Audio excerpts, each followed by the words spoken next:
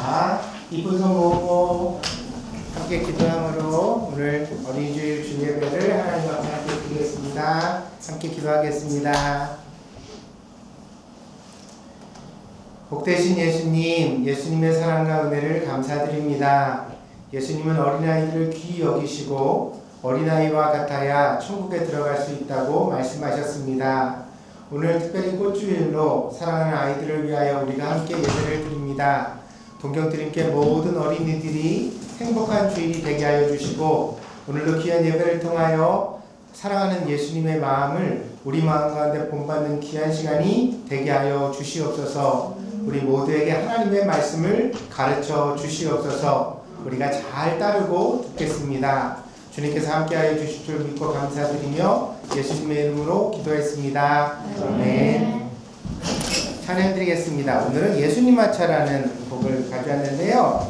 어떤 분이 꿈속에서 그런 장면을 봤대요.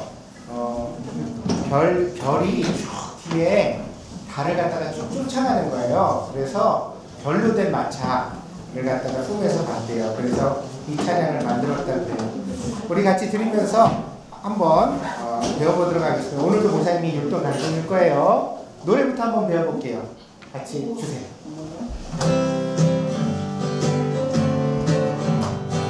별 하나의 예수님 사랑 박수 치면서 운전하며 별 하나의 예수님 사랑 아기 달리 운전하며 달려가네 빵빵붕붕 빵빵붕붕 빵빵붕붕 야호 야호 랄랄랄랄라 별 하나의 예수님 사랑 싣고 어두운 데 감사랑을 심어주네. 자, 목사님 보고요. 자, 별 하나에 할 때는 허리 손하고 일단 허리에다 손, 이쁜 손 이렇게 하고 시작하는 거예요. 아, 민정이 허리 어디 있어? 없어요. 민정이 허리 여기 있어? 여기? 허리 어디 있어? 어디? 자, 허리에다 손하고요. 자, 별 하나에 반짝반짝 별 하나의 예수님 사랑 싣고 사랑 하트 그리네. 사랑 싣고 아기 달림 애기예요. 애기 우리 집 애기 여기에요. 애기 달림 운전하며 달려가네. 자, 아기 달림 운전하며 달려가네. 그 다음에 한 번 더 할까요? 별 하나에 그 다음에 예수님 사랑 싣고 아기 달리 운전하며 달려가네. 그 다음에 빵빵 누른 거예요. 저 아빠 차 타봤어요? 아니요. 못 타봤어요. 엄마 차 타봤구나. 자, 아빠 차 타면 이렇게 빵빵 하는 거예요. 빵빵 눌러요. 빵빵 뿡뿡 빵빵 뿡뿡 빵빠라 빵빵 뿡뿡 빵빵빵 뿡뿡 이렇게 되고요. 그 다음에 야호는 산에 가서 야호 어떻게 써요 여러분? 야호 랄랄랄랄라. 그 다음에 똑같아요. 별 하나의 예수님 사랑 싣고 아기 달림 운전하며 달려가네. 한번 해볼게요. 간단하니까 금세 배울 수 있어요.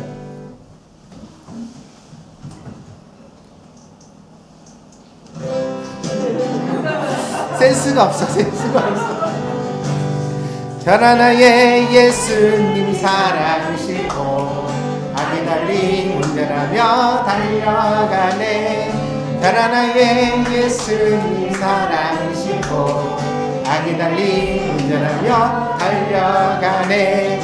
빵빵 뿡뿡 빵빠라 뿡뿡 야호 랄랄랄랄라. 별 하나의 예수님 사랑 어두운데 참사랑을 심어.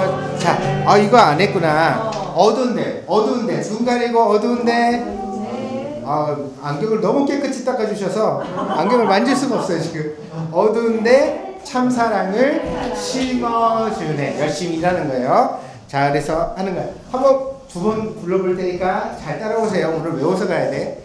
이따가 잘하는 사람만 상을 줄까? 아, 자, 누가 몇 분 할 수 있는지 한번 보자.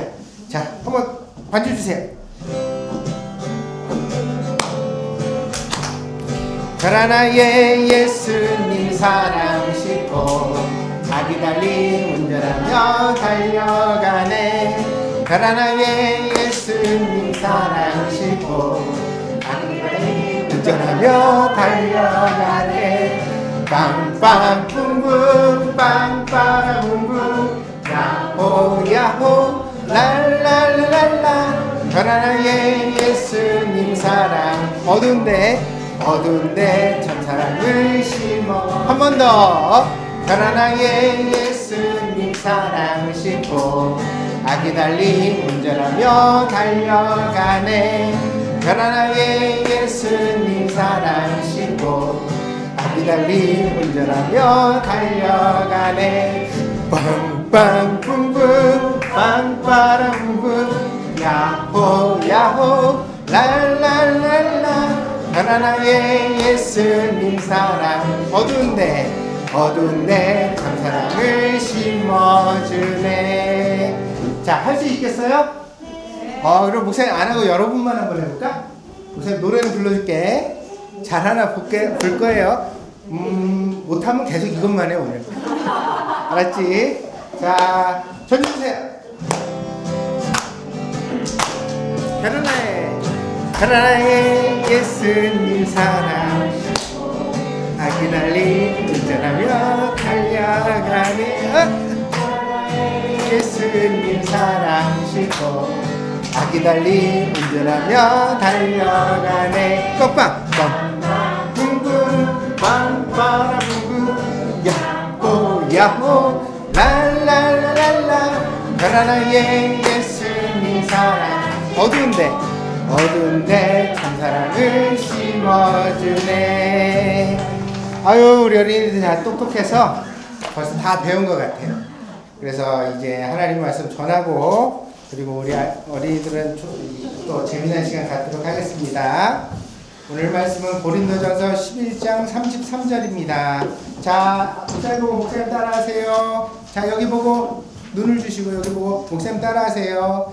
그런즉 내 형제들아 먹으러 모일 때 서로 기다리라. 그래서 오늘 말씀의 제목도 서로 기다려요 이에요.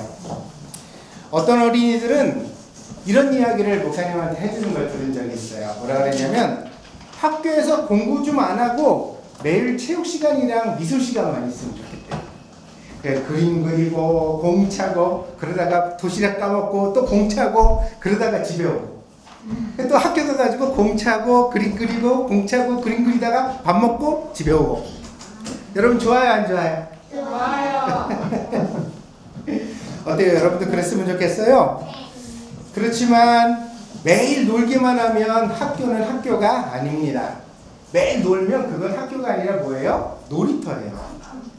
학교라는 말은 본래 공부하는 집이라는 뜻을 가지고 있기 때문이에요. 그러니까 학교가 공부를 가르치지 않으면 그 이름값을 하지 못하는 것이 됩니다. 여러분 슈퍼에 가면 빵도 있고 과자도 있고 초콜릿도 있고 음료수도 있죠? 그래서 슈퍼에 가면 엄마랑 쫓아가면 신이 나요. 그냥 엄마 이것도 사줘, 엄마 저것도 사줘. 그러면 참 맛있으니까요. 그런데 어느 날 엄마랑 같이 슈퍼에 갔더니 먹을 게 하나도 없고 흔책만 가득 쌓여 있어. 먼지가 풀풀 나는. 그럼 여러분 이상할까요? 안 이상할까요? 슈퍼에 먹을 게 하나도 없어요. 책만 있어요. 그럼 그 슈퍼예요? 아니면 다른 거예요? 도서관이에요? 맞아요. 이상하겠죠? 또 경찰서에 갔는데 경찰서에 딱 제복을 입은 멋진 아저씨가 나쁜 사람 있나 없나 지키고 있는 게 아니라 경찰서에 쓰레기가 산더미처럼 쌓여 있었어요. 그럼 여러분 이상할까요? 안 이상할까요? 그럼 도둑이 무서워하지도 않을 거예요. 사람들이 전부 다 혼란에 빠지고 말 겁니다. 각각 집에도 이름이 있고 그 이름에 맞는 역할을 해야만 합니다. 그래서 학교에 가면 공부를 해야 하고요. 슈퍼에 가면 먹을 것을 살 수 있어야 하고 경찰서에 가면 멋진 제복을 입은 경찰 아저씨가 지키고 있어야 합니다. 마찬가지로 교회는 교회다워야 합니다. 교회는 하나님의 집입니다. 교회는 놀이터가 아닙니다. 그러니까 놀기 위해서 교회를 와서는 안 돼요. 또 교회는 식당이 아닙니다. 그러니까 먹기 위해서만 교회를 와서도 안 돼요. 교회는 하나님의 말씀을 배우고 예배를 드리기 위하여 함께 모이는 집입니다. 그래서 교회는 교회다워야 합니다. 옛날에 고린도라는 도시에 교회가 세워졌습니다. 이 도시 이름이 고린도였기 때문에 교회 이름도 고린도 교회가 되었습니다. 근데 이 교회에 처음부터 사람들이 다닌 것은 아닙니다. 아무도 예수님을 믿는 사람이 없었는데 바울이라는 분이 와가지고 전도를 해서 이곳에서 사람들이 예수님을 처음 믿게 되었습니다. 그러니까 이렇게 처음 교회에 나온 사람들은 교회가 어떤 곳인지 잘 알지 못했습니다. 그래서 사람들이 교회에 와서 장사를 하기도 하고 교회에 와서 나는 이렇게 멋진 옷이 있어 그러면서 비싼 옷을 자랑하기도 했어요. 또 교회에 나와서 어떤 사람들은 서로 싸우기까지 했습니다. 서툴고 실수하는 일은 나쁜 일이 아닙니다. 왜냐하면 우리는 다 그런 과정을 통해서 성장하기 때문입니다. 그래서 고린도 교회가 이렇게 여러 가지 문제가 나타났지만 바울 선생님이 이 교회에 편지를 써서 여러분 교회는 그런 곳이 아닙니다. 교회는 그렇게 해서는 안 됩니다. 라고 가르치게 되었습니다. 그러면서 오늘 말씀을 해주신 거예요. 오늘 말씀 뭐라고 그러셨냐면 교회에 모일 때는 서로 기다려야 합니다. 이렇게 가르치고 있습니다. 이 말은요 3가지 뜻을 가지고 있는 것 같아요. 목사님이 가만히 생각해 보니까 교회에 모일 때는 서로 기다려주세요 라는 사도 바울 선생님의 가르침은 3가지 뜻을 담고 있어요. 우리 어린이들 함께 따라 봅시다. 첫째, 상대방을 배려해 주세요. 팔이 빠른 사람은 먼저 오고 느린 사람은 천천히 와요. 그러면 누가 누구에게 맞춰야 할까요? 느린 사람이 빠른 사람에게 맞추려고 막 하다 보면 아니 다리를 다쳐서 젖는 사람일 수도 있잖아요. 혹은 걷지 못해서 휠체어를 쓰는 사람일 수도 있잖아요. 그런 사람이 두 다리가 멀쩡해서 달리기 선수처럼 막 뛰는 사람을 쫓아가려면 어떻게 되겠어요? 그래서 교회는 어떤 곳이냐면 나보다 약한 사람을 배려하고 그 사람에게 맞춰주는 곳이 되어야 해요. 그래서 교회에 모일 때는 항상 나이가 많은 친구들이 우리 어린이들 중에 이렇게 나이가 많잖아요. 그럼 내가 어른이야, 내가 오빠야, 내가 누나야 그러면서 내 말 다 들어 이렇게 고함을 치고 어린아이들을 갖다가 막 윽박지르는 곳이 아니에요. 교회는 어떤 곳이죠? 어린아이들을 기다려주는 곳이에요. 그 아이들에게 맞춰주는 곳이에요. 그래서 나보다 조금 부족한 사람들을 위하여서 서로 배려하는 곳이 교회라는 뜻입니다. 두 번째로 서로 기다리라는 말씀의 뜻은 다 같이 따라봅시다. 교회는 함께해야 합니다. 나 혼자서 다 할 수 있으면 나 혼자 하면 되죠. 근데 교회는 그런 곳이 아니래요. 교회는 기다렸다 같이 하는 곳이래요.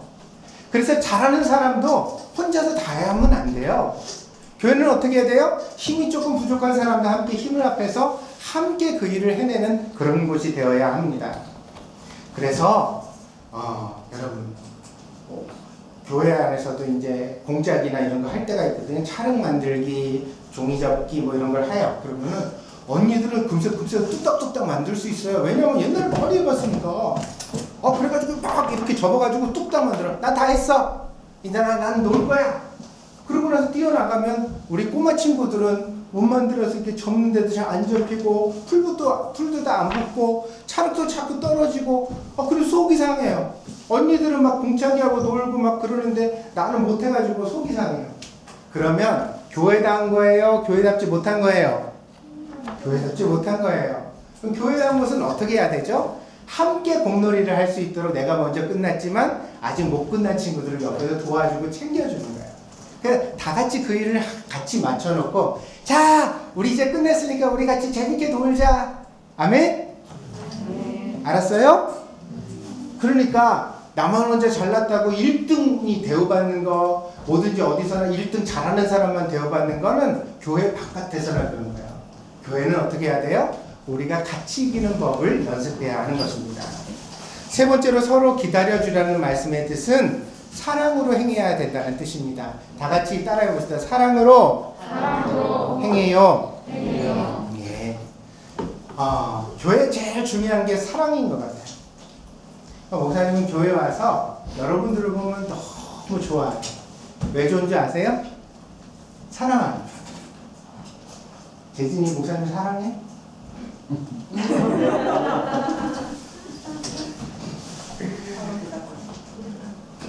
사랑하는 사람은 서로 보면 좋아요. 그리고 욕심내지 않아요. 만약에 엄마가 아빠가 고기 반찬을 잔뜩 해놓고 나만 먹을 거야. 나만 먹을 거야. 그렇게 욕심을 부린다면 엄마 아빠가 나를 사랑하는 거를 우리가 잘 느낄 수 없겠죠. 근데 엄마 아빠가 항상 어떻게 하세요? 맛있는 걸 넣고 천천히 먹어라. 너 다 먹어도 된다. 더 있으니까 천천히 먹어라. 많이 먹어라. 씩씩하게만 커라. 그렇게 말씀하세요? 안 하세요? 그죠? 왜 그럴까요? 우리를 사랑하기 때문이에요. 교회 안에 그런 사랑이 가득할 때 우리가 서로 기다려서 함께 나누고 먹고 함께 행복할 수가 있는 것입니다. 교회를 교회답게 하기 위해서는 우리가 서로 기다릴 줄 알아야 합니다. 나보다 남을 배려해야만 합니다. 혼자 하지 말고 다 같이 하려고 노력해야 합니다. 무엇보다도 교회는 하나님의 사랑이 있어야 합니다. 그러니까 진심으로 사랑하는 마음을 가지고 서로 봉사하는 교회가 되기를 바랍니다. 어떤가요? 여러분, 우리 동경드림교회는 칭찬을 들을 만한 교회일까요? 아니면 책망을 들을 교회일까요? 우리는 교회다운 교회의 모습을 갖추고 있는 것 같아요? 네. 우리는 서로 기다렸나요? 네. 목사님이 보니까 우리 언니들을 꼭 칭찬해주고 싶어요. 왜냐하면 우리 교회 언니들이 참 잘 참아주고 기다려주는 것 같아요. 그래서 우리 교회가 점점 더 멋진 교회가 되어가는 것 같습니다. 이렇게 우리 모두 다 힘을 합해서 우리 교회를 더욱더 교회다운 교회를 만들어 가도록 합시다. 예수님께 칭찬을 듣는 동경드림교회가 되기를 바랍니다. 기도하겠습니다.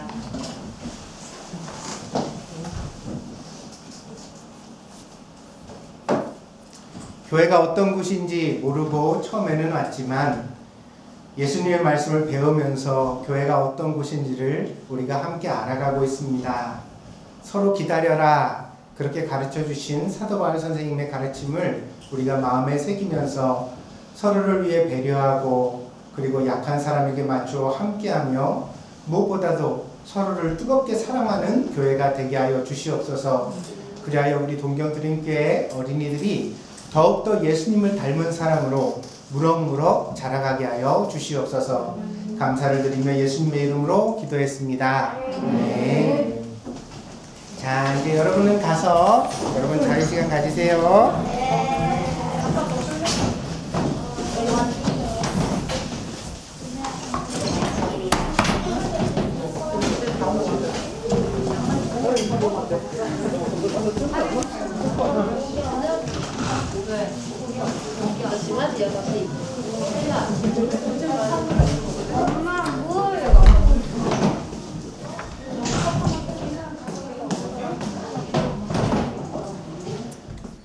오늘 우리에게 주신 하나님의 말씀은 고린도전서 11장 17절에서 34절입니다. 고린도전서 11장 17절에서 34절입니다. 조금 긴 본문이지만 봉독하도록 하겠습니다. 여러분은 같이 읽으셔도 좋고 눈으로만 따라오셔도 좋습니다. 봉독하겠습니다. 내가 명하는 이 일에 너희를 칭찬하지 아니하나니 이는 너희의 모임이 유익이 못되고 도리어 해로움이라. 먼저 너희가 교회에 모일 때에 너희 중에 분쟁이 있다 함을 듣고 어느 정도 믿거니와 너희 중에 파당이 있어야 너희 중에 옳다 인정함을 받는 자들이 나타나게 되리라. 그런즉 너희가 함께 모여서 주의 만찬을 먹을 수 없으니 이는 먹을 때 각각 자기의 만찬을 먼저 갖다 먹으므로 어떤 사람은 시장하고 어떤 사람은 취함이라. 너희가 먹고 마실 집이 없느냐? 너희가 하나님의 교회를 업신여기고 빈궁한 자들을 부끄럽게 하느냐? 내가 너희에게 무슨 말을 하랴? 너희를 칭찬하랴 이것으로 칭찬하지 않노라. 내가 너희에게 전한 것은 주께 받은 것이니 곧 주 예수께서 잡히시던 밤에 떡을 가지사 축사하시고 떼어 이르시되 이것은 너희를 위하는 내 몸이니 이것을 행하여 나를 기념하라 하시고 식후에 또한 그와 같이 잔을 가지시고 이르시되 이 잔은 내 피로 세운 새 언약이니 이것을 행하여 마실 때마다 나를 기념하라 하셨으니 너희가 이 떡을 먹으며 이 잔을 마실 때마다 주의 죽으심을 그가 오실 때까지 전하는 것이니라. 그러므로 누구든지 주의 떡이나 잔을 합당하지 않게 먹고 마시는 자는 주의 몸과 피에 대하여 죄를 짓는 것이니라. 사람이 자기를 살피고 그 후에야 이 떡을 먹고 이 잔을 마실지니 주의 몸을 분별하지 못하고 먹고 마시는 자는 자기의 죄를 먹고 마시는 것이니라. 그러므로 너희 중에 약한 자와 병든 자가 많고 잠자는 자도 적지 아니하니 우리가 우리를 살폈으면 판단을 받지 아니하려니와 우리가 판단을 받는 것은 주께 징계를 받는 것이니 이는 우리로 세상과 함께 정죄함을 받지 않게 하려 하시니라. 그런즉 내 형제들아 먹으러 모일 때에 서로 기다리라. 만일 누구든지 시장하거든 집에서 먹을지니 이는 너희의 모임이 판단받는 모임이 되지 않게 하려 함이라. 그 밖의 일들은 내가 언제든지 갈 때에 바로 잡으리라. 아멘.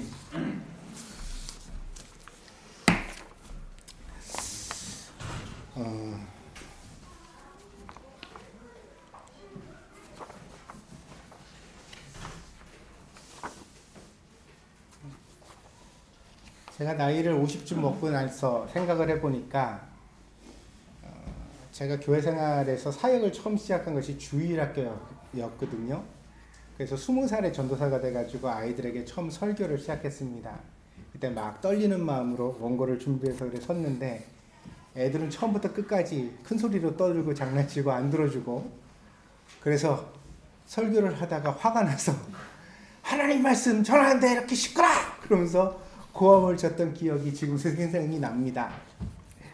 제가 이 얘기를 왜 하냐면 이제 제가 나이를 50쯤 먹고 나니까 아이들 설교야말로 좀 잘 훈련되는 사역자가 해야 되겠다라는 생각을 가지게 됩니다. 전사님들이 경험도 별로 없고 자기 자신에 대한 컨트롤도 잘 안 되는데 아이들을 대한다는 것은 너무 좀 어려운 일이 아닌가. 다른 교회를 여러 군데 다녀봐도 주일학교는 보통 다 20대 전사님들이 담당하더라고요. 네, 의욕은 참 좋죠. 율동도 잘하고 재능들이 참 많으십니다. 그렇지만 아이들의 영성을 다뤄갈 만큼의 깊이는 조금 부족하다고 느낄 때가 많이 있습니다. 그런 면에서 저는 우리 교회 아이들에게 제가 설교를 할 수 있다는 것이 참 기쁘고 감사하게 생각합니다. 우리 아이들 잘 크고 있는 것 같습니다. 여러분들 하나님 말씀을 그렇게 전하다 보면 아이들의 인생이 복되고 귀하게 변화될 줄 믿습니다. 우리 교회가 시설로는 열악하고 여러 가지로 숫자도 작지만 그러나 설교를 행하고 아이들을 가르치는 문제에 있어서만큼은 그렇게 약한 편은 아니다. 나름 내실 있게 잘 꾸려가고 있는 교회 모습이라는 것을 여러분들이 좀 생각하시고 아셨으면 좋겠습니다. 그래서 비록 부족한 것이 많이 있지만 우리가 조금 더 관심을 갖고 힘을 모으면 어떤 교회보다도 더 알차게 그렇게 아이들에게 하나님 말씀을 가르치고 신앙을 우리가 물려줄 수 있는 교회가 되지 않을까 그렇게 기대를 가져봅니다. 신앙생활은 연애와 같습니다. 사랑은 단번에 완성되는 것이 결코 아닙니다. 처음 만날 때 설레임이 있고요. 같이 데이트하면서 가지는 행복한 기억들이 있죠. 또 결혼의 감동이 있고 인생을 같이 살아가다 보면 겪게 되는 희노애락이 있습니다. 그래서 이번 주에 제가 우리 아이에게 들려준 서양 속담이 있는데 서양 속담에 이런 말이 있답니다. 여자의 의리는 남자가 망했을 때 드러나고 남자의 의리는 남자가 돈을 벌었을 때 나타난다.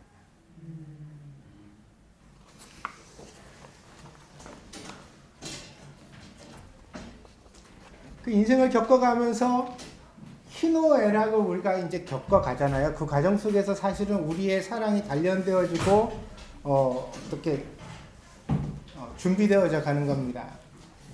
그리고 이제 나이를 먹다 보면 막 열렬하게 서로를 사랑하는 마음은 다소 좀 사라지는 것처럼 보여지기도 하지만 훨씬 더 강한 의리가 생기죠. 그래서 이게 늙었을 때의 사랑이라는 건 또 다른 일면을 가지고 있는 것 아닌가 생각해 봅니다.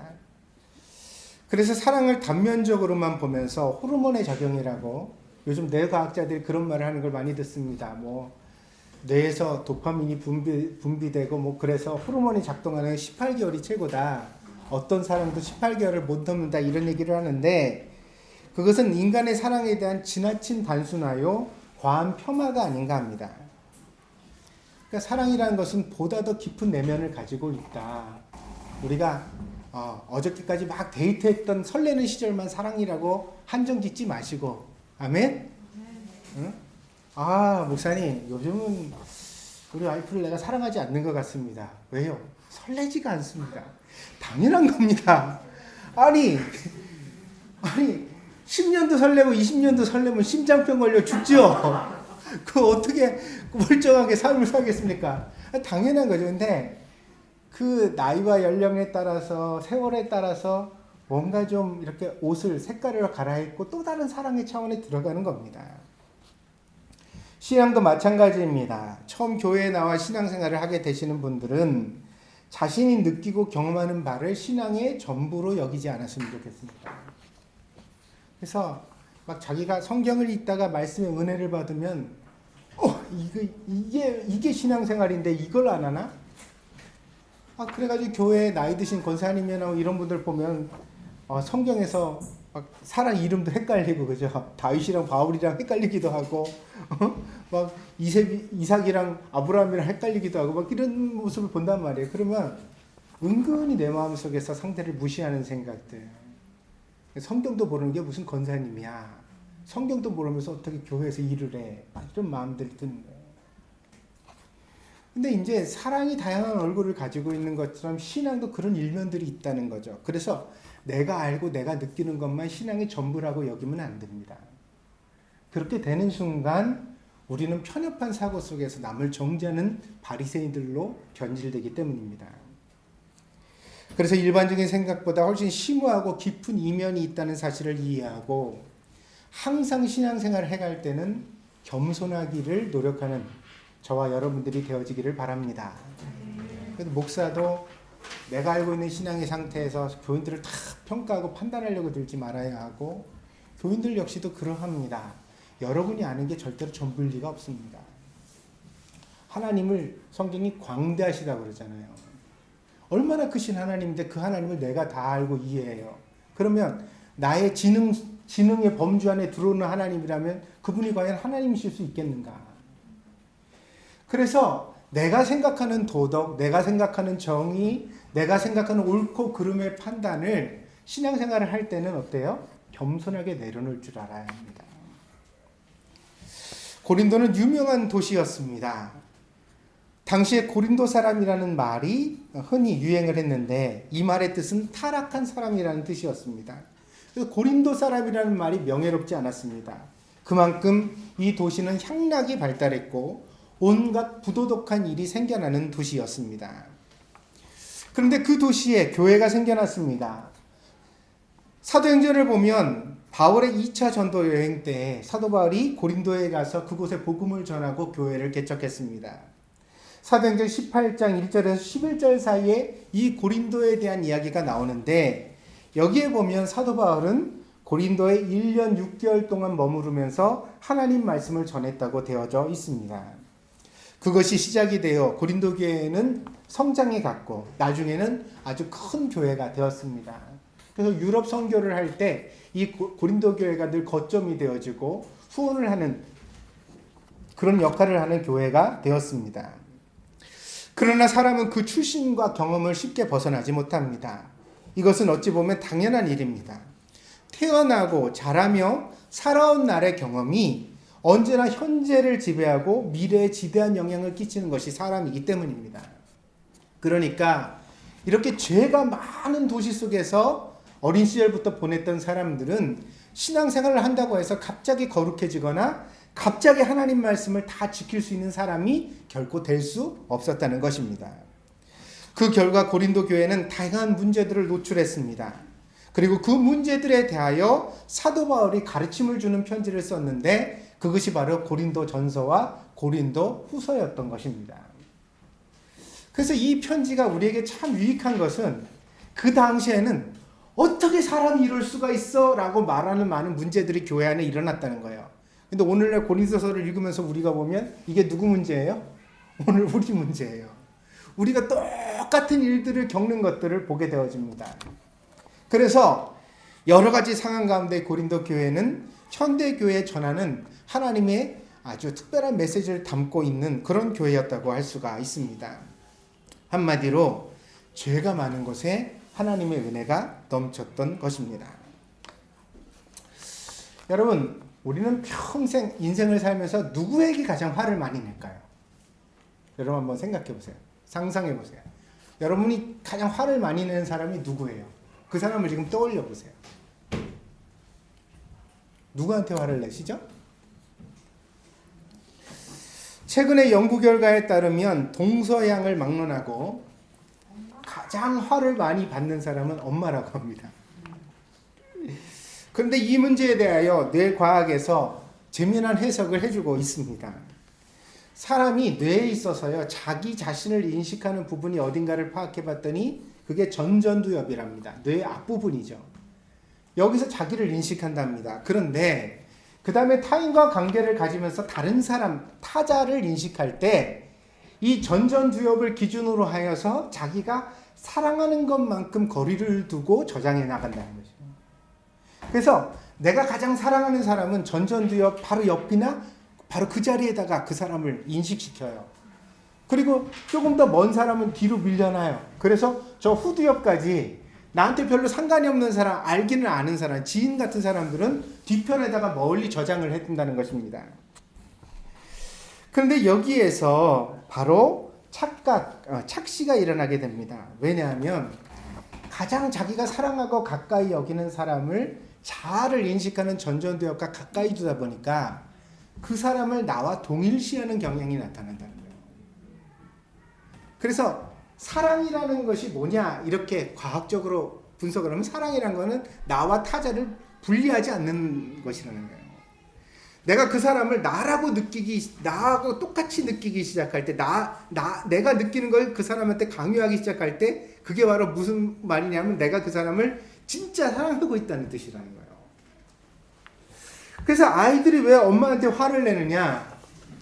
엄마는 나의 범주에 들어온 사람, 나를 젖먹이고 피부를 맞대고 나를 사랑하고 나한테 좋은 말을 해준 사람이랑 나와 구분되지 않는 사람으로 엄마를 인식한다는 거예요. 그래서 애들이 제일 엄마한테 화를 내는 이유는 나한테 화가 날 때. 그래서 엄마한테 그런 말을 많이 하죠. 아침에 늦게 일어나 지가 그래요. 근데 엄마한테 왜 안 끼워줬어? 뭐하고 화를 내잖아요. 그 화가 결국 누구예요? 못 일어난 자기 자신에게 일어나는 화예요. 그거를 자아와 분리되지 못한 엄마한테 내는 거. 엄마가 어떻고? 엄마가 끼워줬어야지. 엄마는 엄마는 욕바지예요.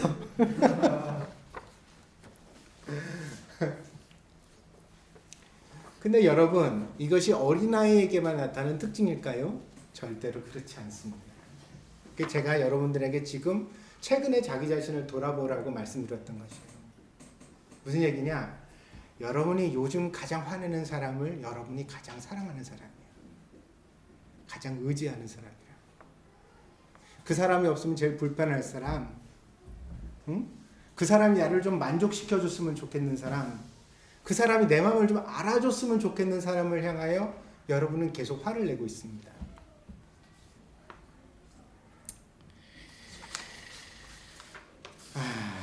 이것이 참 뭐라 그럴까요? 사랑의 아이러니라고 생각을 합니다. 왜냐하면 가장 사랑하는 사람에게 우리가 줄 수 있는 것이 애정이 아니라 위로가 아니라 격려가 아니라 분노라는 사실. 화라는 것이. 그러나 곰곰이 생각해 보면 이것이 부정할 수 없는 우리의 모습이 아닐까 합니다. 그래서 우리가 화를 내는 데에 이 분노의 감정의 가장 큰 부분을 차지하는 것이 뭔지 아세요? 억울함이에요. 억울함. 뭐가 그렇게 억울할까요, 우리는? 왜 억울할까요? 남편 대접을 안 해줘서, 아빠 대접을 안 해줘서, 엄마 대접을 안 해줘서, 아내 대접을 안 해줘서, 응? 나라는 존재를 인정해주지 않아서. 그건 결국 바꾸어 말하면 사랑받고 싶은 욕구가 드러나고 있는 모습이라고 할 수 있습니다. 그래서 오늘 이 설교를 들은 여러분들은 내가 화가 날 때, 내가 사랑을 원하는구나 이해를 하시고, 할렐루야, 아멘 해보세요. 아멘. 그래서 그걸 화로 표현하지 마시고, 나를 좀 존중해주면 안 될까? 내 마음을 좀 알아주면 안 될까? 나한테 좀 좋은 말을 해주면 안 될까? 나 지금 그게 듣고 싶은 것 같아. 내 마음이 막 화가 나서 나 좀 그게 듣고 싶은 것 같아. 조금 이렇게 번역기를 돌려서 표현할 줄 아는 방법을 우리가 연습해보면 어떨까 생각해 봅니다. 옛날 사람들은 사람의 근본을 중요시 했습니다.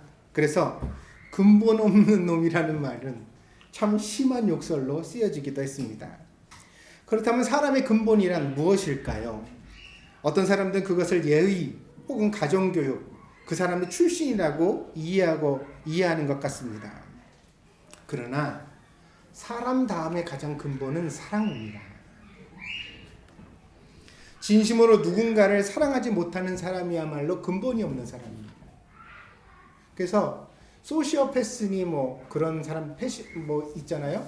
그런 사람들은 이 인격이나 예의나 이런 사랑 같은 것들을 갖다 가장한다잖아요. 그러니까 동물조차 사랑하지 못한대요. 개나 고양이도 이렇게 보면 이렇게 귀엽고 안아주고 싶은 마음이 없다는 거예요. 그런데 그런 사람들이 개를 키운대요. 왜요? 자기를 정상적인 사람으로 포장하기 위해서. 그게 이제 무서운 거죠. 우리가 얼마나 건강한지를 알려면 한 가지를 살펴보시면 돼요. 그게 사람의 근본이에요. 뭐예요? 내가 누군가를 정말 뜨겁게 사랑하고 있는가? 그 사랑이 내게 있는가? 그게 남편을 향하여서, 아내를 향하여서든 아이를 향하여서든 나한테 그런 사랑이 살아있다면 적어도 여러분은 근본이 살아있는 사람입니다. 근데 인생을 살아갈 때 언제 사람이 가장 황폐하게 됩니까? 아무도 사랑하지 못할 때입니다. 다 귀찮아. 내 자식도 귀찮아. 남편 꼴보기 싫어. 아내는 왜 이렇게 뚱뚱해? 그냥 보는 게 뒷꼭지만 봐도 좋아 보이지가 않아. 그냥 다 싫어. 그렇다고 해서 친구를 만나면 기쁘냐? 아니, 그것도 다 이기적으로 비추고, 밥 한 번 사면 그게 괜히 손해보는 것과 속상하고, 그냥 인생이 귀찮아서 아무도 상관없이 그냥 나만 혼자 살면 좋겠어. 산속에 들어가서. 이게 무슨 얘기죠? 우리의 내면의 깊은 곳이 핵심이, 고갱이가 망가지고 있다는 뜻입니다. 우리는 과연 사랑이 있는 사람인가 생각해 보아야만 하겠습니다. 오늘 본문을 읽어보면 성찬에 대한 가르침입니다. 근데 여기에 대해 간략하게 설명을 드리면 이렇습니다. 당시에는 교회가 처음 생겨나던 시절이라 예배 형식이 미처 갖춰지지 못했습니다. 지금은 찬송가도 많아서 책을 고르면 막 몇백 개 곡이 되는 찬송가 중에서 부를 곡이 있잖아요. 이땐 찬미가도 별로 없었어요. 시편을 낭송하는 게, 음율에 맞춰 낭송하는 게 찬송시였단 말이에요. 이때 예배의 내용이 주로 뭐냐? 강론, 설교하는 시간이 있고요. 그래서 예수님께 들은 이야기, 예수님과 있었던 일들을 사람들에게 전하는 강론의 시간이 있었고, 그리고 나서 또 하나는 성찬식이 있었습니다. 그래서 성찬을 아주 길게 행하였습니다. 예수님께서 행하시던, 오늘 본문의 말씀이 주로 그때 낭독되었던 말씀이기도 합니다. 그래서 이 성찬식을 행하면서 예배를 드렸습니다. 근데 이 성찬식도 오늘날과 많이 달랐습니다. 당시에는 교회가 성찬식을 준비한 것이 아닙니다. 그래서 오늘 본문의 얘기를 이해할 수 있습니다.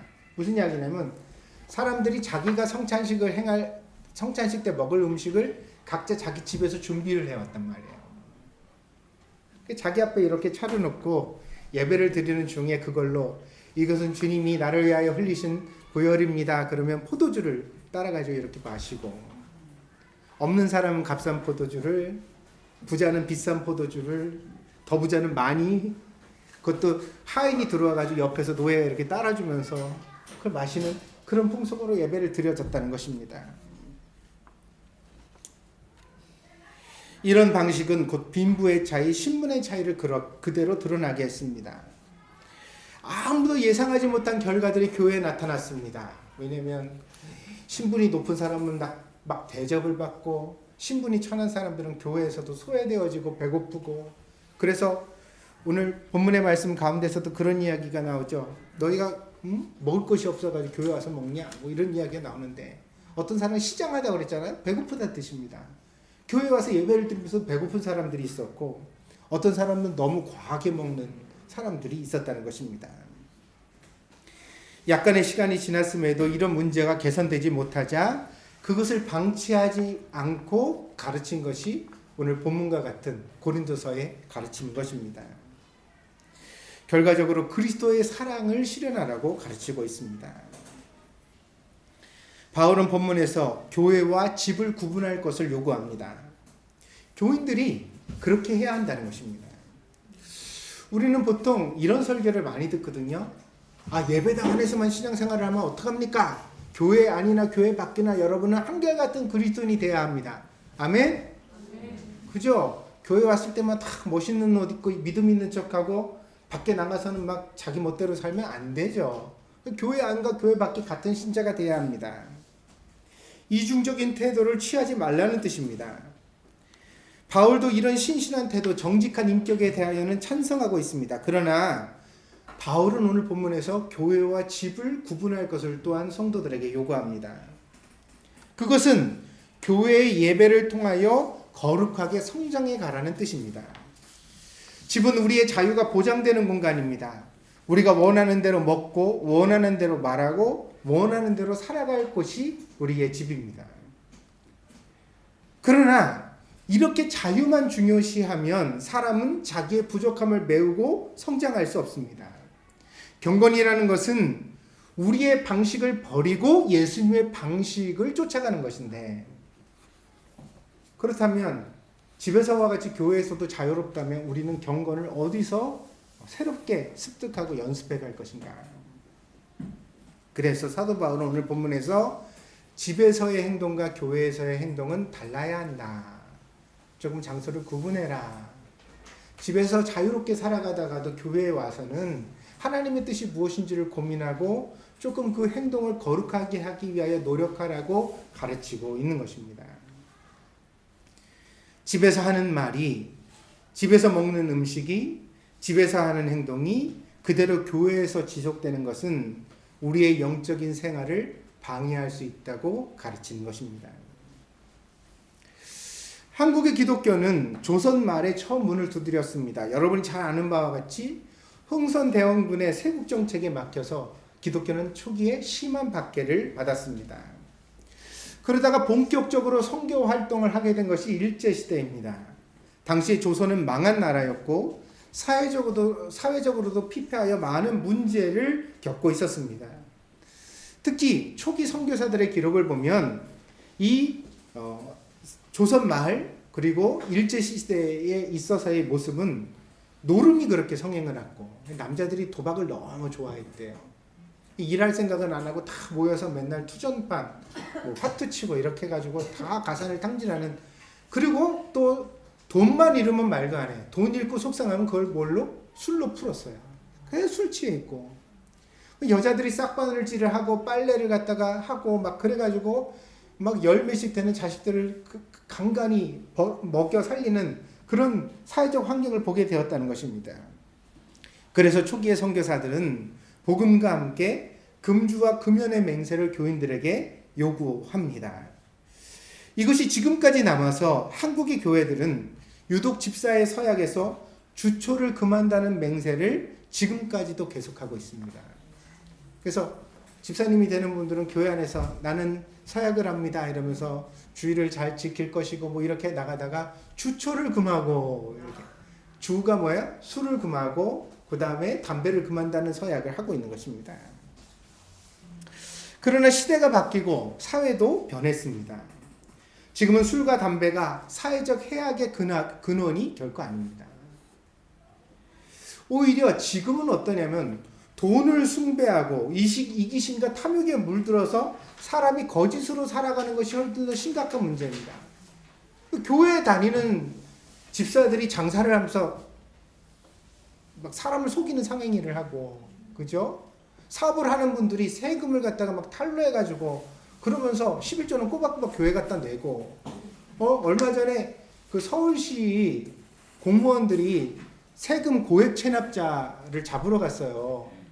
그게 신동아 그룹 회장님인가 뭐 그래가지고 거기 가가지고 했더니 돈이 하나도 없다 그랬는데 뽀개니까 금고에서 금괴 나오고 막 달러 수만 달러가 나오고 막 이런 거 장면으로 보여줘가지고 참 했는데, 거기에 나온 얘기가 저는 너무너무 끔찍했어요. 오늘 거기 앉아서 뭐라 그러냐면 금고에서 돈이 나오니까 이 돈 이제 가져간다 그러니까 뭐라고 얘기를 해요. 그 돈 교회 11조 낼 돈이라고. 그 돈 가져가면 당신 안 좋을 텐데? 그 하나님 돈이야 당신 가져가면 당신한테 해로울 텐데? 이러고 협박질을 하더라고요.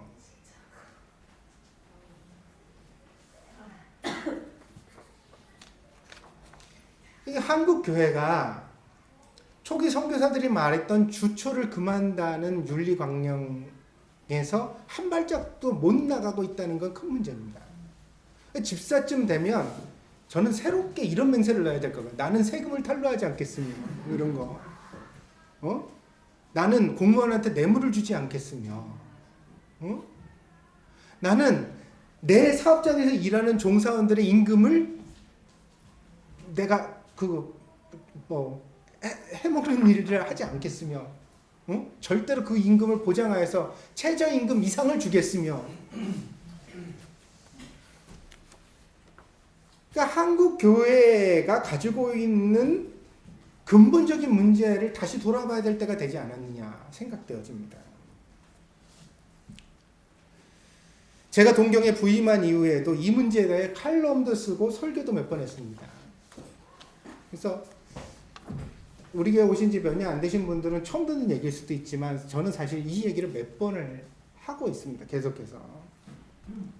지금 교회가 싸울 것은 맥주 한 잔 마시는 교인들의 일탈이 아닙니다. 온갖 파렴치한 방식으로 돈을 벌며 세상의 풍조에 휩쓸려 죄를 죄로 여기지 않는 교인들을 경계해야 합니다. 술을 금하고 담배를 못 피우게 하는 것이 전부가 아니라 그것보다도 더 근본적인 경건에 대하여서 우리가 생각해 봐야 합니다. 그래서 저는 목사로서 여러분들에게 탐심을 경계하라고 계속 말씀을 드리고 있어요. 제 설교의 80%는 뭐라 하냐면 돈이랑 친해지지 말라는 거고 돈을 너무 사랑하지 말라는 거예요. 열심히 일해서 돈을 벌기는 벌되, 할렐루야. 나는 여러분이 부자가 되기를 원합니다. 믿습니까? 하나님이 원하신다는 게 아니라 내가 원한다고요. 하나님이 원하시면 여러분이 그렇게 됐겠죠? 근데 내가 원하니까 될 수도 있고 안 될 수도 있는 거야. 나는 여러분이 부자가 되기를 원합니다. 아멘? 근데 목사가 한 가지 더 바라는 것이 있습니다. 여러분이 돈의 노예가 되지 않았으면 좋겠습니다. 돈 때문에 가족도 안 보이고 돈 때문에 자기 인생도 안 보이고 돈 때문에 신앙도 안 보이고 돈 때문에 뭐가 행복인지도 잊어먹는 사람이 되지 않았으면 좋겠습니다.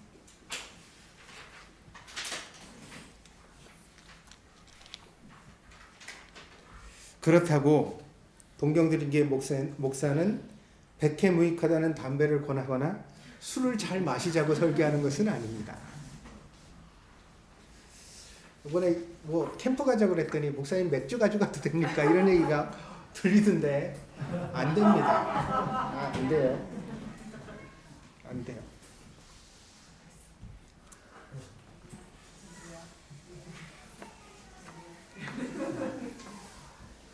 성경에는 술에 취하는 것이 좋지 못하는 가르침이 분명히 있습니다. 그런데 얼만큼 먹어야 취한 것인가? 정신이 좀 알딸딸하면 취한 것인가? 혀가 돌아가 할라할라 이렇게 되면 취한 것인가? 아니면 필름이 끊겨야 취한 것인가?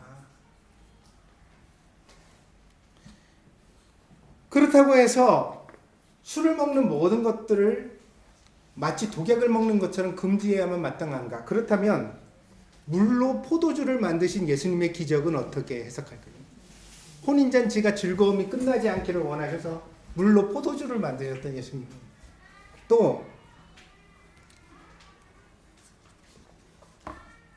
예수님께서 십자가에 달려 돌아가시는 그 순간에도 해흉을 포도주에 적셔서 신포도주에 적셔서 그 입술에 대어 갈증을 도왔다는 기록을 읽을 수 있습니다.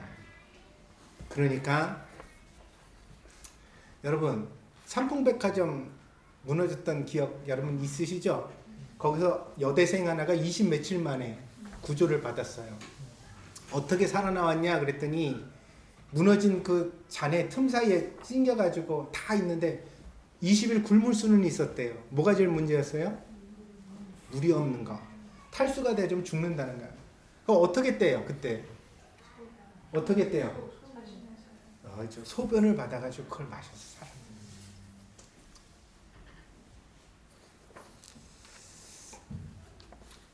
마실 게 단지 없다면 맥주가 됐든 포도주가 됐든 마실 수도 있어요. 그게 뭐 독약은 아니에요. 그러나 그렇다고 해서 그거를 우리가 권장하고 내가 어디까지 취하는가 보자. 나는 어디까지 마셔도 죄를 안 짓나 보자. 그렇게 테스트할 것은 아니라는 말입니다. 오늘 고린도서의 말씀을 가지고 여러분들에게 드릴 당부가 있습니다. 그것은 교회는 교회다워야 하고 그것은 여러분이 집과 교회를 구분하는 의식 속에서 출발되어야 한다는 거예요. 여러분에게 교회를 나올 때 의식이 있어야 돼요. 무슨 의식이? 나 지금 교회 간다. 교회 가는데 여러분 그렇잖아요. 아침에 대판 남편이랑 싸우고 교회 나오면 좋아요, 나빠요? 저는 그래도 교회 나오라고 목사로서 권하고 있습니다만 그런 되도록이면 안 싸우고 나오는 게 좋은 일이죠. 할렐루야. 네. 그죠? 교회에 나가 예배를 드려야 되기 때문에 내가 화날 일이 있어도 참는 거. 내가 다른 일이 있어도 그걸 좀 잠시 접어두고 교회에 나가기 위해서 나 자신의 옷 매무새를 한번 살펴보는 거. 그래서 꼭 멋지고 좋은 옷을 입을 필요는 없지만 적어도 나를 세상과 잠시 구분하려는 의식과 노력은 필요하다. 그래야 신앙생활이 가능하다는 것입니다. 구약 성경에서 거룩을 히브리어로 카도시라고 말합니다. 그런데 이 말의 뜻은 칼로 잘라낸다는 뜻입니다. 화목제사와 같은 제사를 드릴 때 칼을 가지고 제물의 내장을 도려냈습니다. 그래서 그 내장은 제단에 태워서 하나님께 바치고 고기는 제사장과 제사를 드리는 사람이 함께 나누어 먹었습니다. 그래서 이 카도시라는 말은 하나님의 것과 내 것을 나누는 것, 잘라내는 것을 의미합니다. 이 원리에 의하여서 우리는 우리의 경건을 이해할 수 있습니다. 거룩이란 무엇이냐? 나의 일상이 자유가 보장되어져 있어요. 근데 그 자유 가운데서 일부분을 떼어내서 하나님께 드리는 거예요. 이 원리 가운데 주의를 지키는 거죠. 일주일의 삶이 내 삶이 있는데 이 중에서 하루를 떼어서 하나님, 나는 하나님께 내 하루를 드리고 싶어야 할 때 여기서 뭐가 있어요? 거룩이 나타나요. 하나님의 것이 되면서 내 삶의 일부가. 그래서 11조라는 헌금도 10분의 1을 띄는 그게 많고 적은 그런 문제가 아니에요. 뭐냐면 나의 소득의 일부를 떼어서 하나님께 드림으로써 이것을 나의 소득을 거룩하게 하려는 의식에서 출발되어집니다. 그러니까 아까 신동아 그룹 회장에 탈세하고 11조를 낸다는 것은 얼마나 하나님을 명예를 훼손하는 잘못된 행동이에요. 이게 내가 그 헌금을 띄면서 나는 거룩합니다 라고 고백을 드리는 건데, 아니 무슨 세상을 속이고 죄를 지면서 거룩이 어디에 있어요? 그건 사기꾼이지. 그런 방식으로 어떻게 하나님을 영화롭게 할 수 있어요? 말도 안 되는 얘기지. 그 교회 목사는 뭘 가르친 거예요 도대체? 액수만 많으면 하나님 기뻐하신다고 가르친 거예요? 예배당 멀리 지으면, 높이 지으면 하나님이 좋아하신다고 가르친 거예요?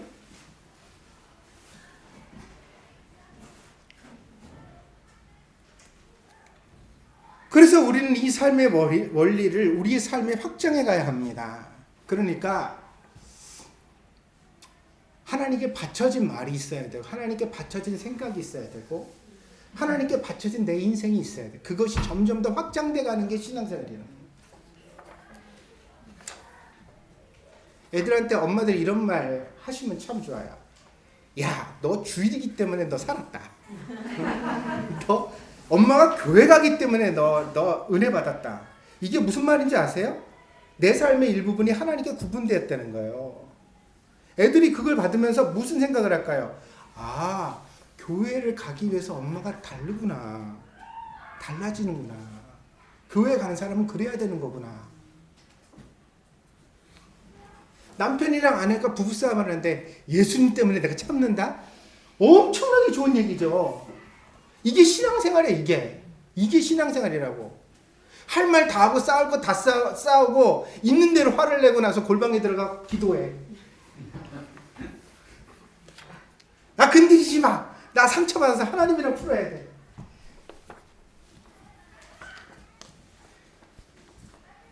고린도서의 말씀으로 보면 그런 성도 하나님이 지워박으세요. 너 이놈의 자식아, 이게 뭐니?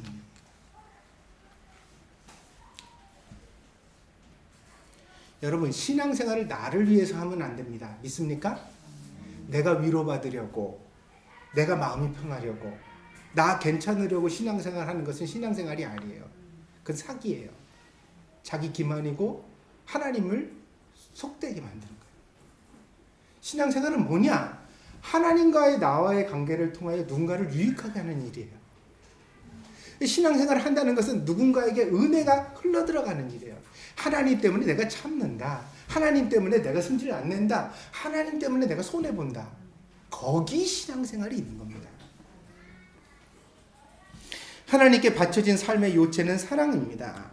바울은 본문에서 그리스도께 받은 경건을 기념하며 이렇게 말합니다. 11장 23절 24절입니다. 내가 너희에게 전하는 것은 주께 받은 것이니 곧 주 예수께서 잡히시던 밤에 떡을 가지사 축사하시고 떼어 이르시되 이것은 너희를 위하는 내 몸이니 이것을 행하여 나를 기념하라. 예수님이 십자가에 왜 달리셨어요? 너희를 위하여 달리셨다. 그리고 내가 너희를 위하여 죽은 것을 잘 기억해줘. 나는 너를 위해서 목숨을 버렸단다. 너를 위해서 십자가에 달려서 내가 피를 다 흘렸단다. 그러면서도 나는 너를 사랑했단다. 이것을 네가 기념하면 좋겠어. 이거를 좀 기념해. 기념한다는 건 뭐예요? 기억해라는 거예요. 기억하라는 거. 아니, 이걸 우리가 기억하는데 사랑하지 못할 사람이 있어요? 하나님이 나를 이렇게 사랑하셨는데, 예수님이 나를 위하여 그렇게 사랑해 주셨는데,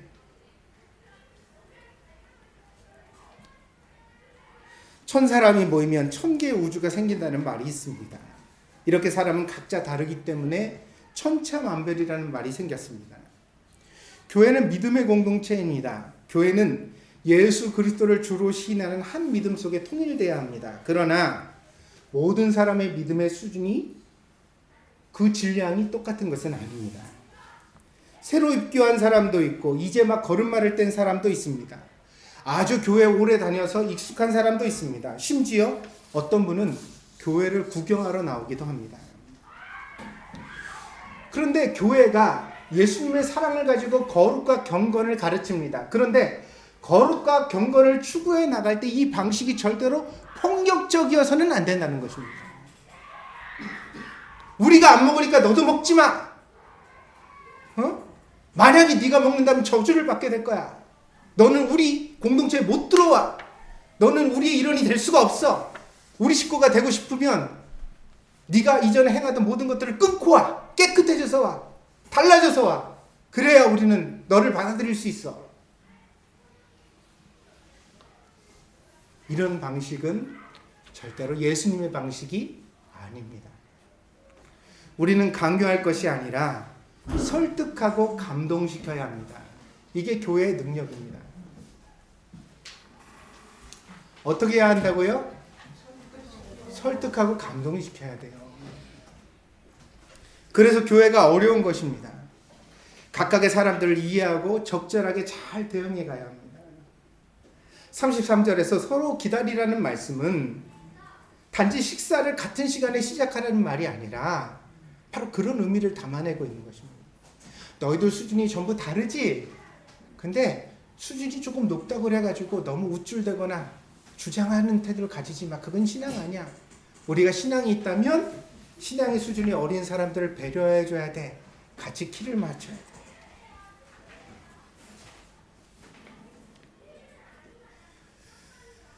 우리는 교회로 모입니다.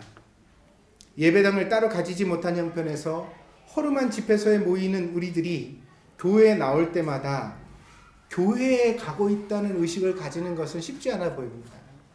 그 예배당이 높은 십자가가 있고 들어설 때 파이프 오르간 소리가 착 나오고 성가대가 멋진 찬송을 불러주면 왠지 온 매무새를 한 번 더 살피게 되고 안내위원들이 조용조용 이렇게 말하고 목사님 신경 안 쓰시고 가세요. 그러면 왠지 나도 조심하면서 나가죠. 근데 지금과 같은 이런 환경에서 우리는 집에서 하던 행동과 말씨와 태도를 그대로 가져온단 말이에요.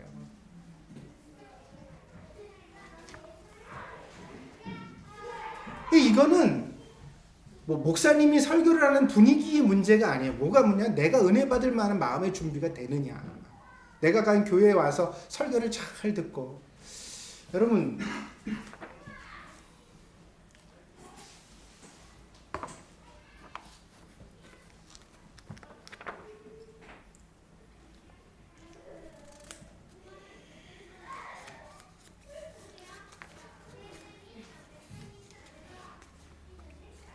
제가 한국에 가서 이렇게 교회마다 다니면서 설교를 하고 이러잖아요. 그러면 신앙생활을 10년, 20년 한 분들이 와가지고 제 손을 잡고 이런 얘기를 되게 많이 들어요. 목사님 설교 같은 말씀을 처음 들었습니다. 응?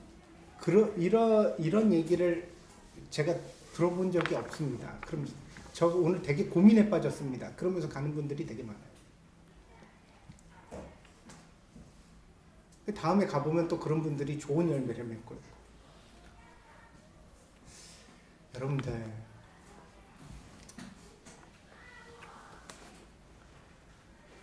여러분들이 신앙생활을 잘 할 수 있도록 하나님께서 은혜를 주시기를 원합니다.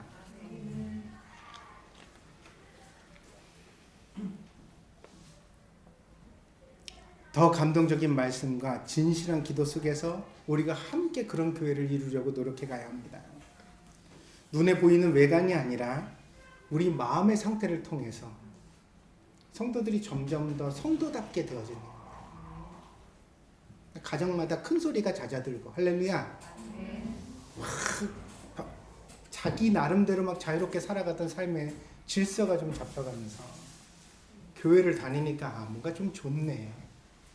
야, 요즘 우리 집에 큰 소리가 없어 참 편안한 것 같아. 이거 왜냐? 그래, 교회 다니는 것도 이렇게 된 것 같네.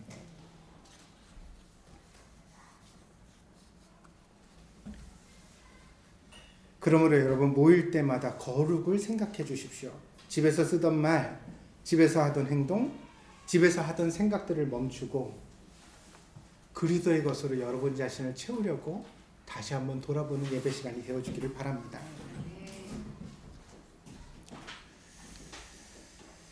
여러분의 경건이 폭력적이 되어서는 안 됩니다. 내가 술, 담배를 금했다고 그것을 하는 사람을 비방하는 근거가 되고 내가 욕을 쓰지 않는다고 욕을 하는 사람을 증오하게 되어진다면 그것은 경건이 아니라 또 다른 오만입니다.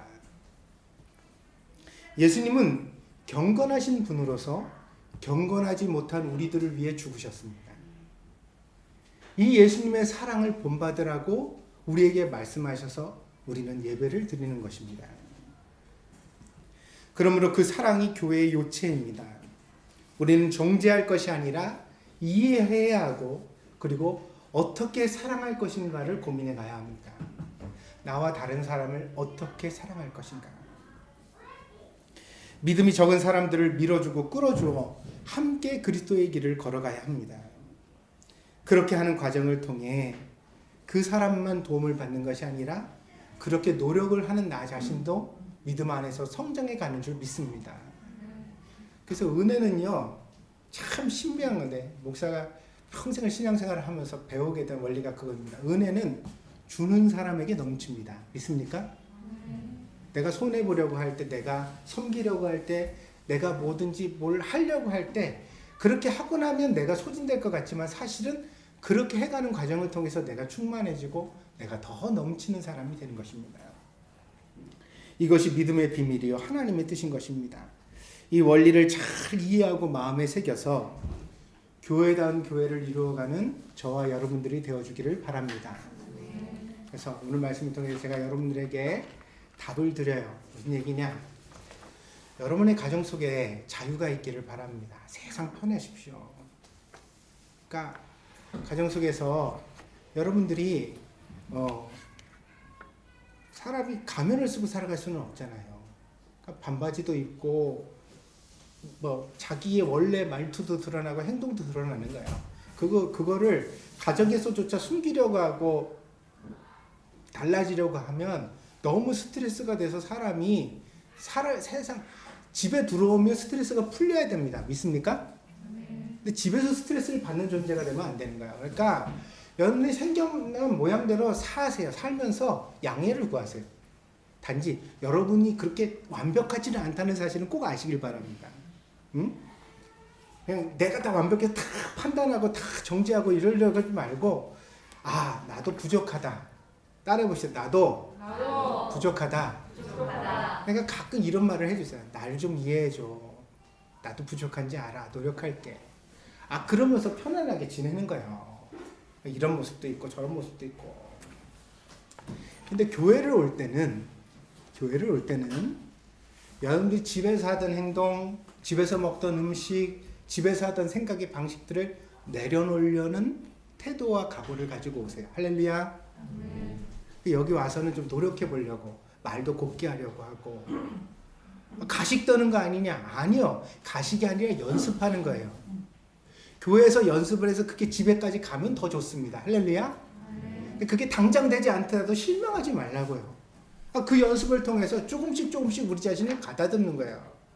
목사가 여러분들한테 이렇게 설득을 하잖아요. 막 얼랬다가 달랬다가 격려를 했다가 어쨌든 야단을 쳤다가 목사님 나한테 하는 소리 맞아요. 여러분들한테 소리지.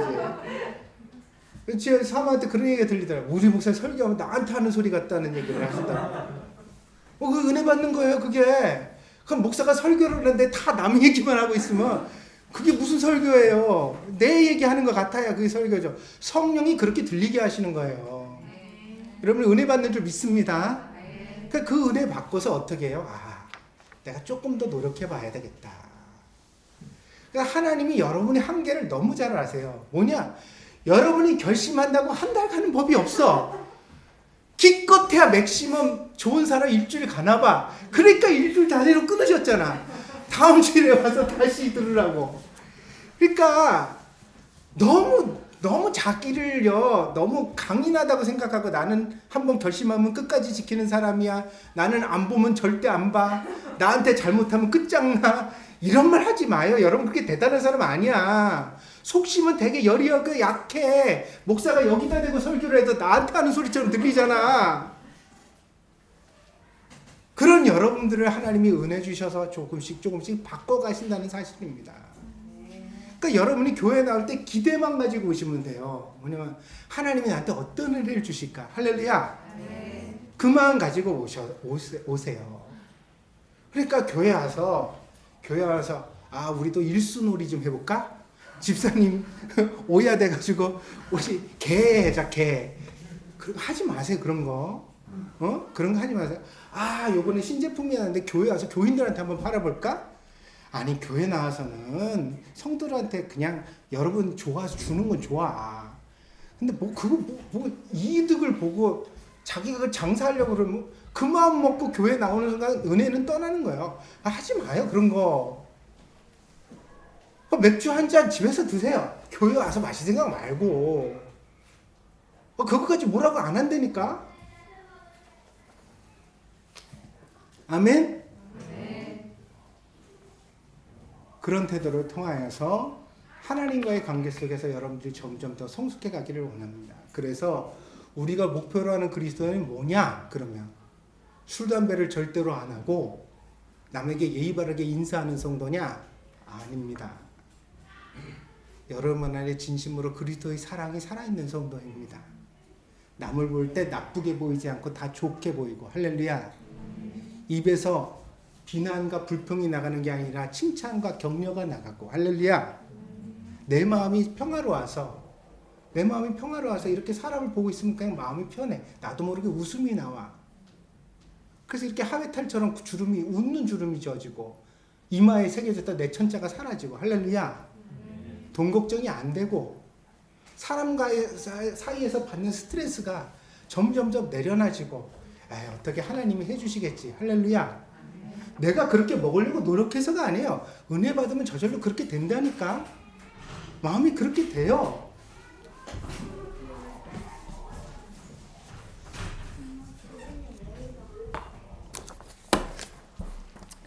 자, 우리 주일학교에서 그만하랍니다.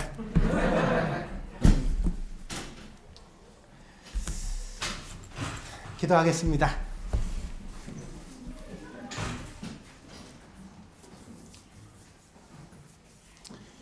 교회에 모일 때에는 그리스도의 사랑을 기념하고 서로 기다리라.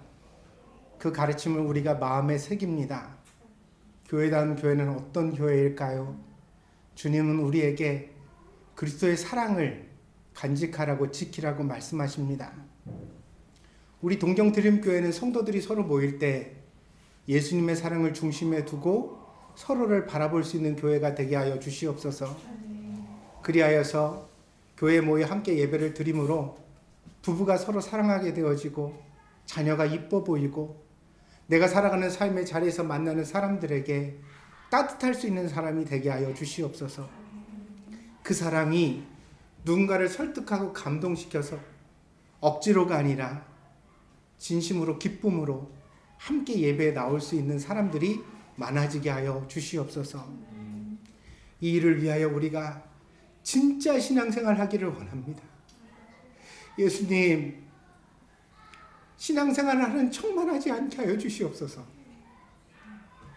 교회에 나오면서도 하나도 내면이 변화되지 못하고 여전히 욕심과 미움과 시기와 질투로 살아가는 사람들이 세상에 참 많습니다. 주님, 우리 동경드림교회 성도들은 그런 사람들이 되지 않게 하여 주시고 예배를 나옴으로 신앙생활을 함으로 점점 더 예수님을 닮아가는 사람이 되게 하여 주시옵소서. 이 일을 위하여 우리가 깨어있게 하시고 하나님의 말씀을 더 경청하게 하여 주시옵소서. 감사를 드리며 예수님의 이름으로 기도했습니다. 아멘. 자, 아이들 조금 더 보세요. 광고 끝나고 아이하고 애들 들을 것도 우리 찬양 같이 드리겠습니다. 어린아이처럼 잡아주시네. 헌금이 있구나. 광고 못 하시고. 그럴까요? 광고 먼저 하고 이렇게 하죠. 말씀드리겠습니다. 어떻게 신부사님 안 왔네. 지혜 시험 보러 간다고 그러더니 그랬나? 영어 자주 시험 본다고 그러시는데 지혜가 얘기를 하던데 그놈만 가는 줄 알았더니 엄마도 가는. 치동 목사님 위해서 기도하는 거 여러분 잊지 마시고, 지난주에 제가 말씀드렸지만 이게 길어지다 보면 매일 같지 않아서 점점 우리도 마음이 옅어집니다. 그렇지 않기 위하여서. 근데 목사가 보기에는 처음보다도 더 지금 더 고비를 맞고 있는 것이 아닌가 싶은 생각이 들어서 치료가 좀 잘 됐으면 좋겠습니다. 여러분들 기도할 때마다 간절하게 기도해 주시기를 부탁을 드립니다. 그리고 또 아울러서 저희 어머니나 최목사님 어머니 위해서도 그래도 노인분들은 안전적으로 좀 잘 관리를 하시고 있는 것 같습니다. 그래서 여러분들 위해서 같이 기도해 주시기를 부탁을 드립니다. 우리 교회 캠프를 가기로 했습니다. 6월 18일이었나요? 네. 맞죠? 그렇죠? 네. 6월 18일 날로 날짜를 잡아서 예약을 하고 준비를 하게 되었습니다. 되도록 모두 다 참여할 수 있도록 함께 해주시고 가는 모든 준비의 일정 가운데서도 우리가 서로 힘을 합하여서 교회다운 모습과 함께 갖춰갈 수 있었으면 좋겠습니다. 아이들에게 즐거운 시간이 될 수 있도록 함께 협조해 주시고 노력해 주시길 바라고요. 일정이 좀 변동사항이 있는 분들이 있으면 즉시 얘기를 해주셔야 준비하는데 지장이 없도록 하게 될 것 같습니다. 이 일에 대해서 우리 유인한 기사님한테 이렇게 얘기를 해주시면 그러면 준비하는 데 모든 것들을 다 지도를 해주실 거라고 생각을 합니다. 그렇게 준비를 할 테니까 여러분들이 같이 맞춰서 해주시기를 바랍니다. 장소는 어디죠? 나가노 오던데, 그죠? 나가노 쪽에 있는 캠핑장이라고 알고 있습니다. 우리 막내 아들이 그 중고등학교 시절에 다녀온 곳이라고 하는데 밤에 별이 그렇게 많아서 되게 감동받았다고 기억을 합니다. 그래서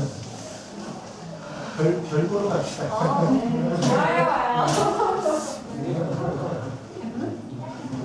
좋은 시간이 될 수 있도록 함께 노력해 주시면 되겠습니다. 비 온다고요?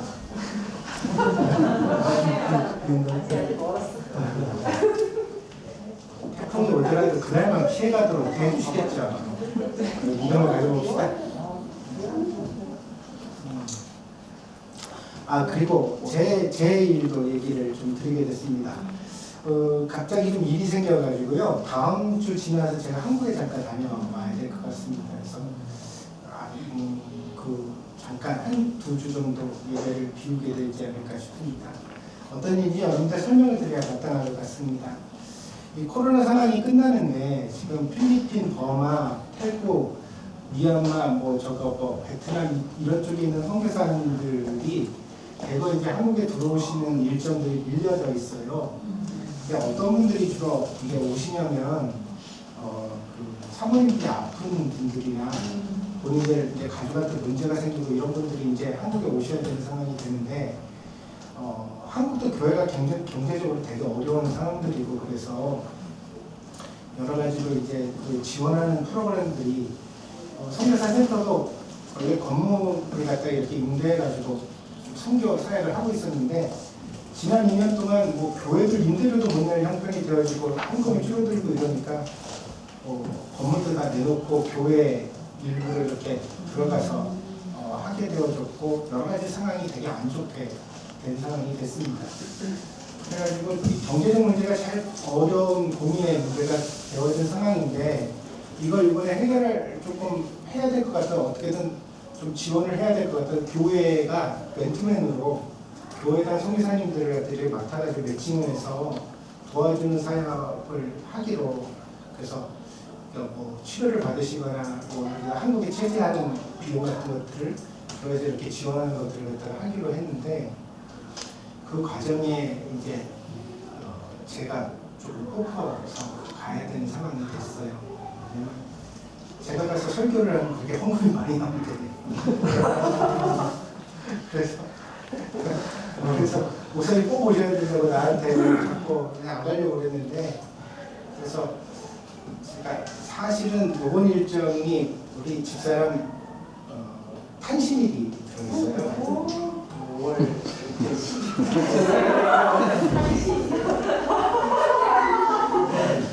5월 23일이 탄신일이라 제가 웬만하면 같이 있으면 갔다가 빨리 들어온다고 그 전에 올린다고 이렇게 일주일짜리 일정을 잡고 얘기를 했는데 아내가 얘기를 했더니 신경 쓰지 말고 갔다 와서 해도 되니까 목사님 잘 갔다 오라고 그래서 일정을 조금 더 잡아서 탄신일 지나서 들어올게 일정을 잡게 됐습니다.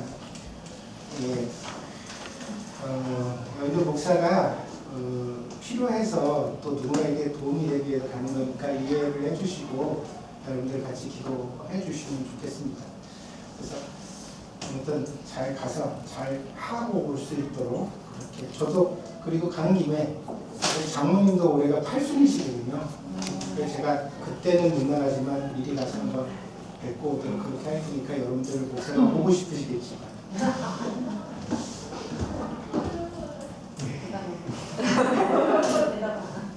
카메라에다 설계하고 하면 3, 40분이면 끝나는데 내가 이러고 하면 여러분 눈 맞으시면서 1시간씩 하잖아요. 그때 전 옛날에 중고등학교 애들 데리고 수련회 가가지고 제가 4시간을 설교했어요. 점심 먹고 예배 드린다고 설교 시작했는데 설교 끝나니까 저녁 먹는다고 해서 근데 신기한 거는 그 6학년 애들도 중고등학교 수련회를 동업해본다고 따라왔거든요. 근데 그 애들이 안 일어나고 앉아서 4시간째 설교를 들었어요. 그리고서 은혜 받았다는 평소 그때 수련회를 못 잊는다는 아이들이 지금도 있습니다.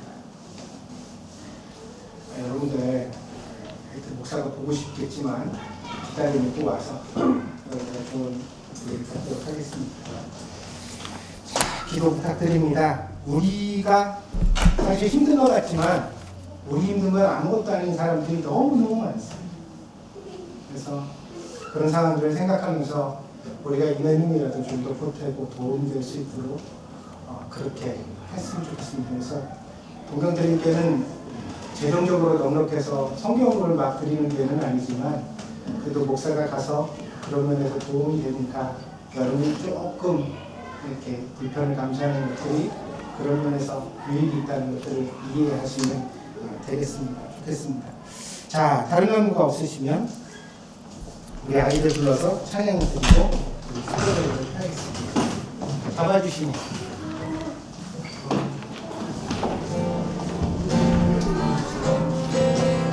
가사를 생각하면서 함께 드립니다. 어린아이처럼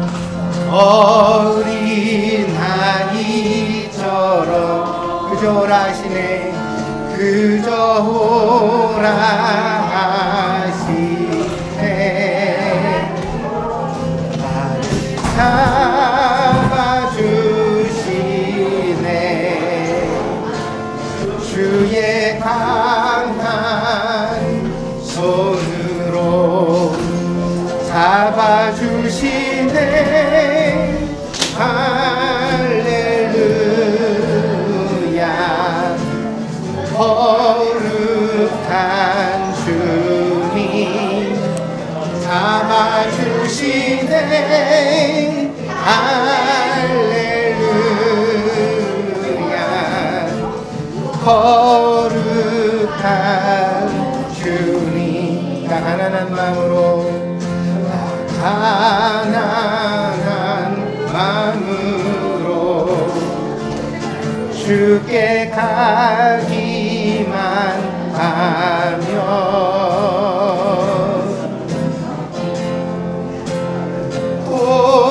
오리라. 주가 말씀하셨네. 내가 죽어야만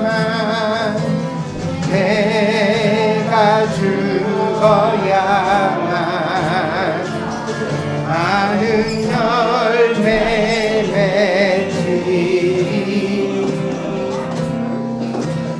주와 함께 못 박혀 나 다시 살리라.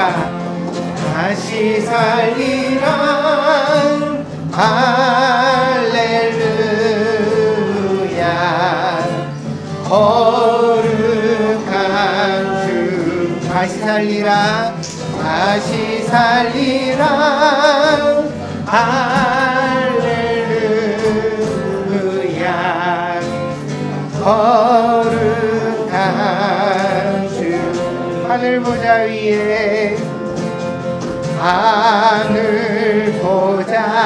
위에 앉아 계신 예수님.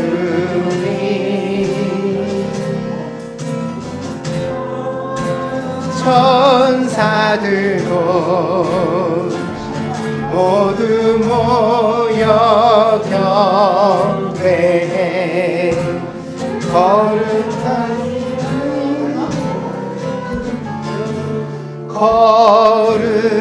거룩하신 이여 흠이 없는 구주여